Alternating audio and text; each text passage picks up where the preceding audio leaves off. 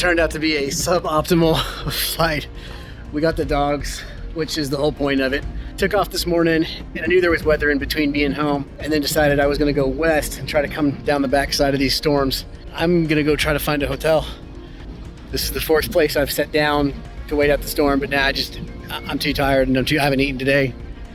I'll start making bad decisions. I'll have a gear up or something stupid, so it's time to rest.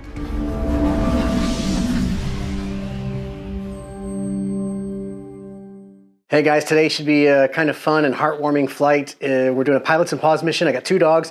One of them is a mother-to-be. She's expected to give birth in the next day or two, so there's a sense of urgency there. We need to get these two dogs from North Texas to Norfolk, Nebraska. Everything looks good. There's a thin line of storms coming from the northwest, but based on all my calculations, it shouldn't be too big of an issue. I should be able to just go straight up to Nebraska. If it's moving faster than I think it is, I'll go around it. And as long as it keeps moving and doesn't do anything stupid, like just hang out there for a while if it keeps moving. And as long as it keeps moving and doesn't do anything stupid, like just hang out there for a while if it keeps moving. I shouldn't have any problem just flying down the backside of the storm in a straight line the same way I came up and get back home out and back in the same day. Let's go save some dogs.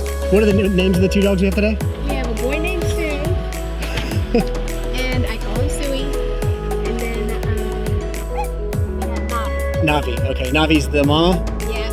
And Navi is pregnant? Yes. This little gal right here. Hey, buddy. Hey, girly. Well, somebody wants to explore.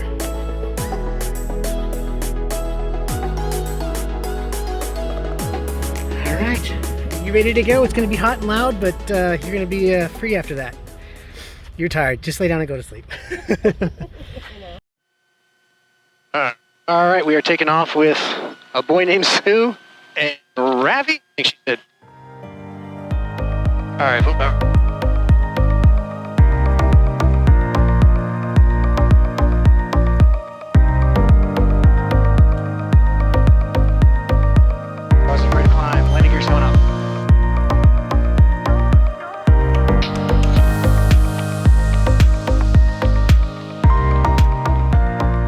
So taking off and departing was pretty uneventful and normal, but there's one thing that was kind of weird that happened. You'll notice at the beginning of the video I'm wearing a headset, a pair of Lightspeed Sierras with a blue film on them because I just had them refurbished by Lightspeed. They did a really, really good job, by the way. It's not my normal headset. My regular Lightspeeds were in my flight bag, and these were closer, so I just grabbed them. When you fly little airplanes, it doesn't take much for you to start to feel like something's off. And so just having a different headset, the sound was just slightly different. And at some point I started thinking it felt like maybe the door had cracked open because just the sound was different. So after about 5 or 10 minutes of flying, I'd convinced myself that I had forgotten to lock the baggage compartment in the back of the plane, and it was extremely bumpy. And so I'm just sitting there thinking, I'm gonna send this puppy out of the back of this plane. And so I got myself pretty worked up. I started flying slow, put the gear down to add drag, just going as slow as I can, trying to keep it as smooth as possible, and then land for a fuel stop, but mostly to check the baggage compartment. So I landed in Gainesville and filled up, and yes, I had shut the baggage compartment and locked it. It was all fine. Puppy was doing great. All right, so we're up. We just left Northwest Regional, stopped at Gainesville to get some cheap fuel. I had to put one dog in the very back, which makes me a little sad. Kind of dark back there, but I pushed the seat forward so some light is in. And I got Mama. Got Mama back here sleeping. Doesn't look like she's gonna give birth anytime soon. But we're cruising. And it's been really, really bumpy. And I feel horrible for the dogs. Everything's been getting thrown around, but the alternative was much worse. So it's loud in here. I feel bad for their ears. But this one's asleep. I assume the other one probably is as well. Doing about 100, I'll be doing 170 over the ground here in a minute. I'm catching a tailwind up here at 8,500. And 3 hours to Nebraska. So to get these guys a brand new lease on life. Once I got back up and got to altitude, everything was kind of fine. The temperatures were cool. It wasn't as bumpy. Both dogs went to sleep. The dog that I could see was asleep. Assumed the other dog was asleep. The storms were moving really slow, so I didn't really have any issues. I did get probably a little bit closer to one of the storms than I guess I should have. Wasn't a problem, except I saw some lightning, and that got my brain going. I started thinking, well, what happens if lightning hits this little airplane? So, you know, we did a little bit of research afterwards, and it's not that it's not a big deal, but it's not that big of a deal. But either way, I was like, all right, we don't want to get hit. Right about the time I was on the other side of these storms, it was time to head down and land. I was going to land at this airfield and drop off the dogs. And while I was getting the dogs to the lady that was receiving them, fields kind of started going IFR, and my plans changed just a little bit. Norfolk traffic, main 7420, Papa is 8 miles southwest, inbound, runway 2, full stop, Norfolk. And everyone on the radio is saying Norfolk. There's an L in it. It's Norfolk. I want to say Norfolk, but I guess it's a fork.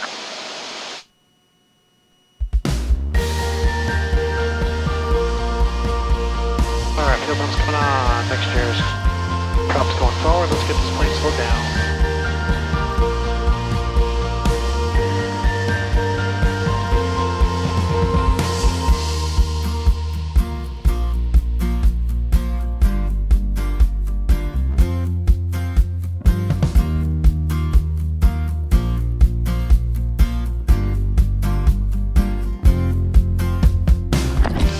I'm Brian, by the way. Lisa. Lisa, it's nice to meet you. All right, we got Excited. one back here. We'll see how a boy named Sue is doing. Welcome to Nebraska. Oh, you're so. Do you like that? Nice cool air? Oh, You have a lot of flying. You know, I always wonder, like, what they think. I can't even imagine. How are we doing? Did you go for an airplane ride, huh? All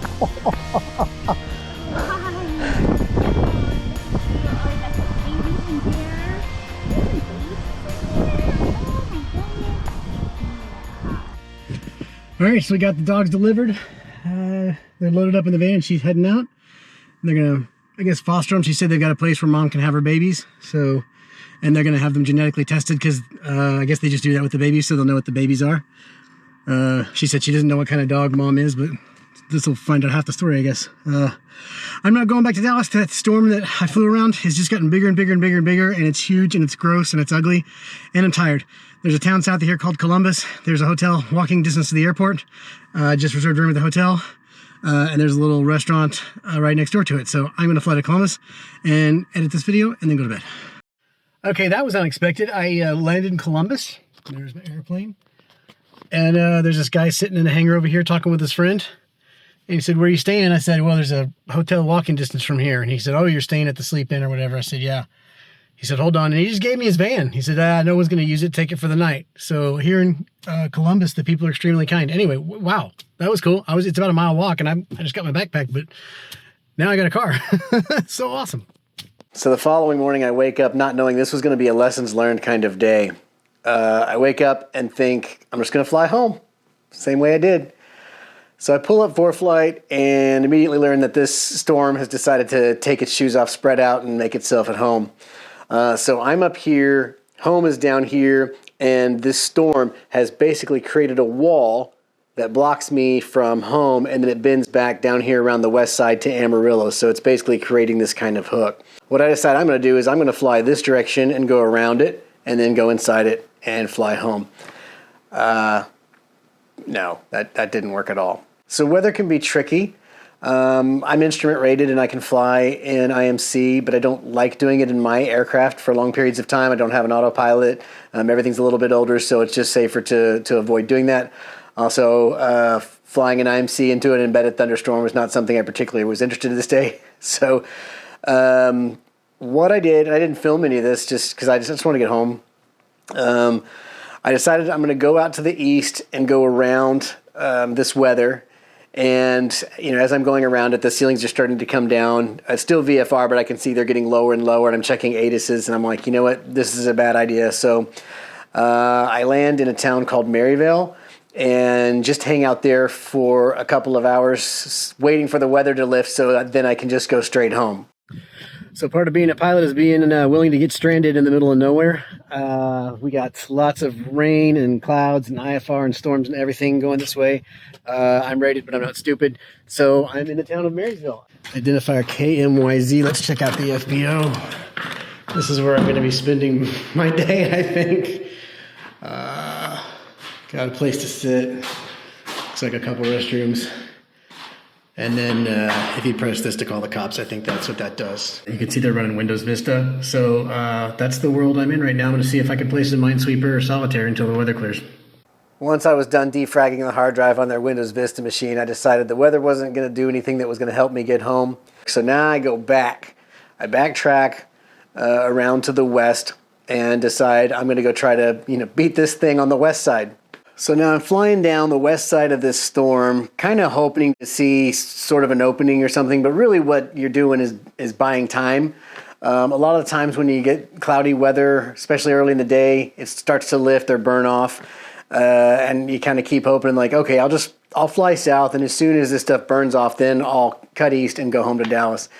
Didn't happen, and so I ended up landing at this very peculiar airport called Hayes Airport. This is the strangest thing. Imagine I would say small, it's not small, an untowered airport kind of out in the, very rural area. But they have like a terminal for a jet and a baggage claim. They've got a terminal area where people can sit. They have security. So imagine taking a giant airport with all the things you would expect if you were to go take a trip, and then just shrink it down to the point of, it almost felt kind of silly, but I have friends who fly for the airlines. They do land at these airports, and I always kind of wondered how that worked. And sorry for the weird, small, zoomed-in vertical videos. I had a lot of time on my hands to kill, so I was just kind of filming stuff for Instagram. I'm at Hayes Airport in Hayes, Kansas. It's like a real airport, only smaller. You got your rent-a-car, you check in here, you got a place to sit just like you would at the big airport, and you got a baggage claim.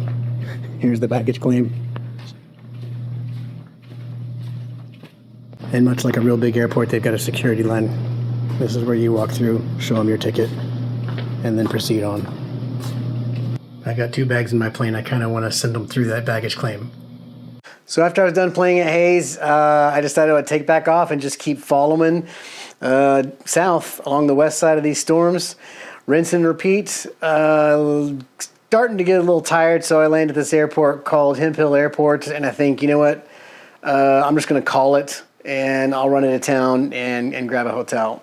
So I'm now in Canadian Texas at this Hemphill Airport, and I'm going to get a hotel. So I just decided I'll start walking towards town. Meanwhile, I pull up a map on my phone, and once I realize how far I'm going to have to walk, it's like 1.5 miles, 2 miles, and it's starting to get cold. Even though I was tired, I said I gotta go somewhere else. I can't do this. So I find the next closest airport that looks like it has some civilization that's fairly close, and it's a town called Childress, Texas. So flying to Childress, land, decide I'm going to just spend the night in the FBO. I did what any smart person would do. I ordered some pizza and some water and watched SpongeBob. And then after a while, I decided I'm going to go looking around to see if they might have the ability to get an Uber. There's no Ubers there. And so I was like, okay, I'm probably spending the night here. But then I go to the little counter and I see this box. It's like, man, I probably shouldn't be rooting around these people's stuff. But I open this box. Sure enough, it's a set of car keys and there's a sign-out sheet which tells me they've got a courtesy car. All right. So I walk out around the side of the building. I see a truck parked there. I go grab the key, push the button. It lights up. Okay. Sign the courtesy car out. 2-minute drive into town. I found a hotel and spent the night there. And the next morning, there's no footage of anything. I was done. I was done with this flight. I was done caring about anything but getting home. I woke up in the morning, and it was clear enough to take off. And, like, legitimately 30 minutes from my home airport, there's just a wall of clouds and storms. The same storm. This thing was just trying to prove to me that it was better than me, and it was. So I landed at Kickapoo Airport and sat there for about 30, maybe 40 minutes, and that did what I told you normally happens. The stuff started to burn off. It turned into like a lifting thing, and all of a sudden it was clear, and I made it all the way home.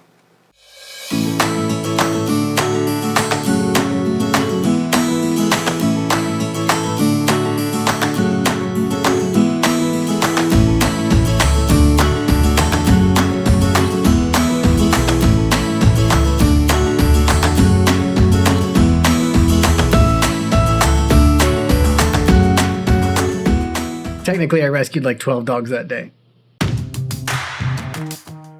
Click this link to see the most recent video upload. Click this link to see a video that YouTube thinks you might like.